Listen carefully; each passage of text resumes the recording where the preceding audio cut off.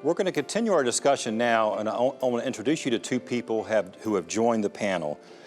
To my immediate left is Shannon McDonald. She is a Wake County parent, mom. Her son Logan took his own life in 2017 at age 12.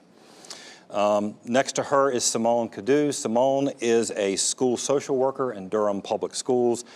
She has a degree in psychology from William & Mary and a master's from Appalachian State. You've been in Durham County Schools since 2015, I believe. So thank you both for being here. Shannon, thank you for sharing your story with us today, and thanks for coming on. You literally have lived through, or living through, every parent's worst nightmare. Tell us about Logan and what was going on with Logan.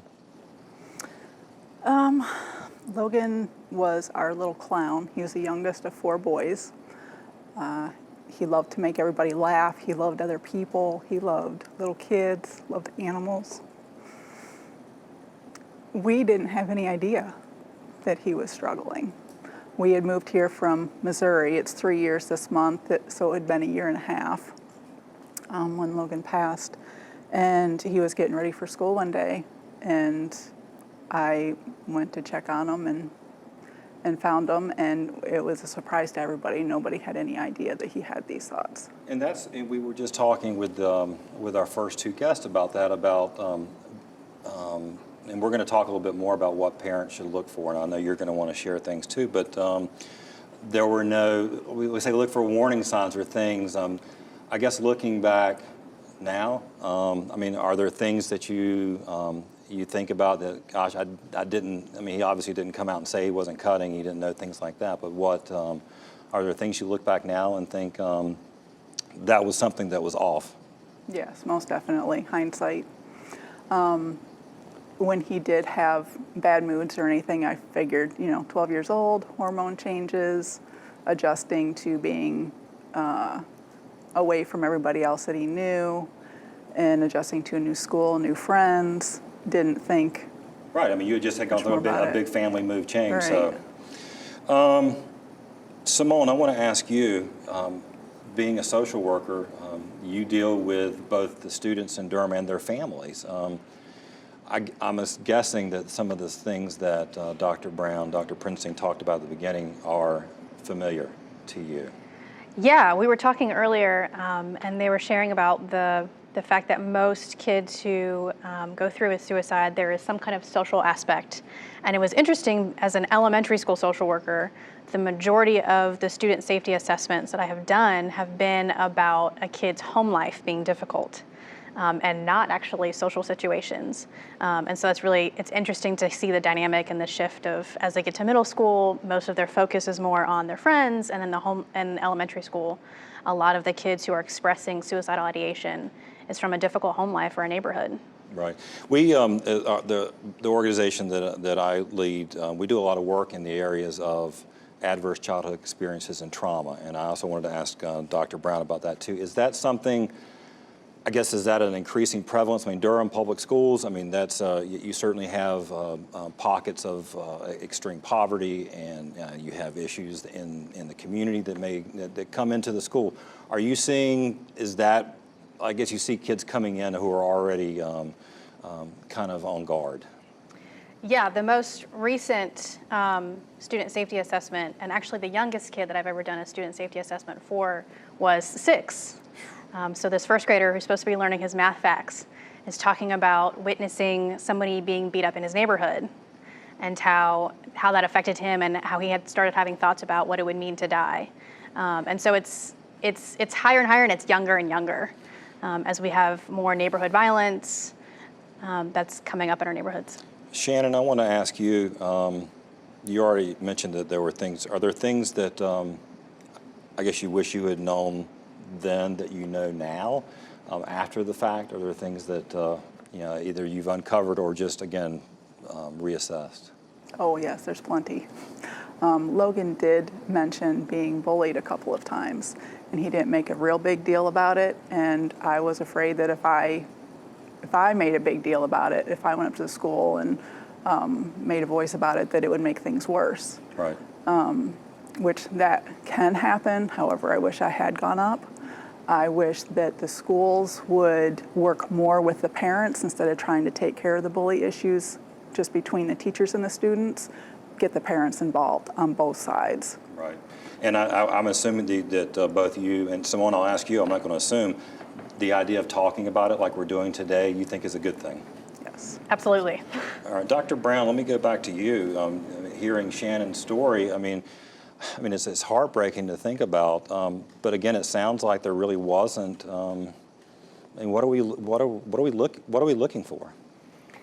Yeah, I mean, it's really heartbreaking, and as I said to Shannon, I'm just incredibly impressed with her bravery that she's here today speaking out, and that's really, goes to speak to Logan's honor, and I'm appreciative of that. And so, social withdrawal, bullying, sleep difficulties, cannabis use, non-suicidal self-harming behavior, adverse childhood experiences, all of these things sort of mix in the pot together to increase risk.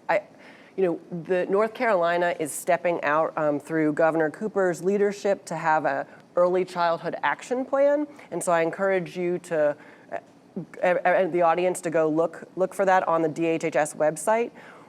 It set forth 10 very broad and bold goals, one of which is social and emotional resilience. And as Dr. Prinstein said, there are evidence-based treatments for managing difficult emotions that we'll are make sure we effective. share on our website when folks go to ncforum.org. We'll have some resources, including some of the ones that you mentioned.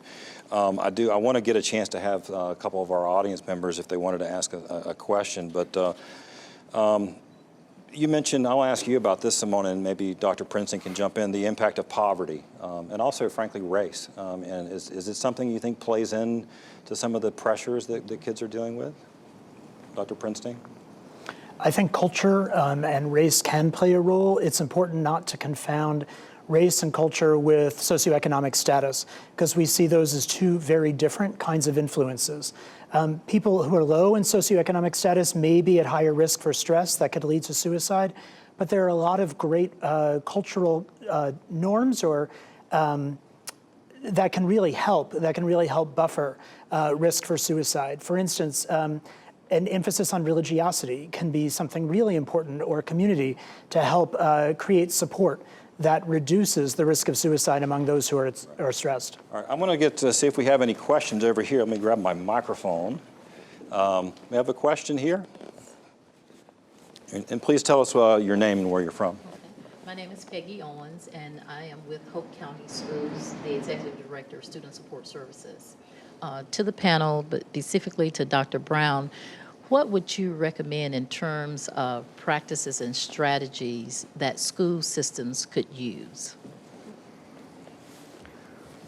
So, one of the things I think that is most important is this concept of screening and asking about suicidal thoughts and non-suicidal self-harming behavior. So, getting educators comfortable with asking students is the number one thing that we really need to do. And the other thing that I think needs to happen is that's a missing point that we haven't mentioned yet today is parent mental health is crucial to child mental health. And North Carolina has the opportunity to expand Medicaid. If we were to expand Medicaid in this state, every parent deserves the opportunity to have access to mental health treatment. I often go back to, thinking about the airplane analogy where, the steward or the stewardess says you have to put on the oxygen mask on yourself first before your child. That's a great idea. Great analogy. If the parents can't breathe, the children can't breathe. Right. And so we have to make sure we're looking at the whole picture. I think I had a question over here, too. Hi, my name is Amy Moreau, and I'm a parent of a high school student here in Wake County. She's involved at Sanderson High School in the theater department, and they just did a play this year called 26 Pebbles that really wrestled with the aftermath of the Sandy Hook shooting and how a community responds to the complexity of the issues around violence. But for the students, I think the mental health challenges really is what resonated. And it's got us thinking about a lot of these issues. And one thing I've been thinking about is I think our school system does a great job of helping students get annual checkups and eye exams and hearing exams, and I'm wondering if there are any things that the school system could do to encourage students to get mental health checkups. Like, I'm All right, wondering, what would that be let's like? have a quick answer because Yeah. we are running out of time. Simone, I'll ask you. Yeah, so there's a program in Durham called Co-Located Mental Health, and there's a partnership with a set of community mental health agencies that work within our schools. They're in our buildings, they're providing school-based therapy, and we encourage teachers to reach out to student support services members, myself, school counselors, whenever they see any kind of challenging behaviors, and we provide a lot of training to teachers to recognize those behaviors so that we can make a quick referral to people who are in our buildings and can provide that kind of care. Thank you so much. Thank you all for being here. Thank you to our guests. I'm sorry that we are out of time. It always flies by. Thank you for watching this week. Please go to ncforum.org. We'll have a lot of resources and panel to talk about how we can be looking out for our own kids and also get more involved. So thank you all for being here. Shannon, thank you for sharing Logan's story. We appreciate it. And that's it for this week's show. As I said, it's a tough topic, but we're glad to talk about it. Our goal here is to raise issues and save lives. So I hope that the show will make a difference. So thank you so much.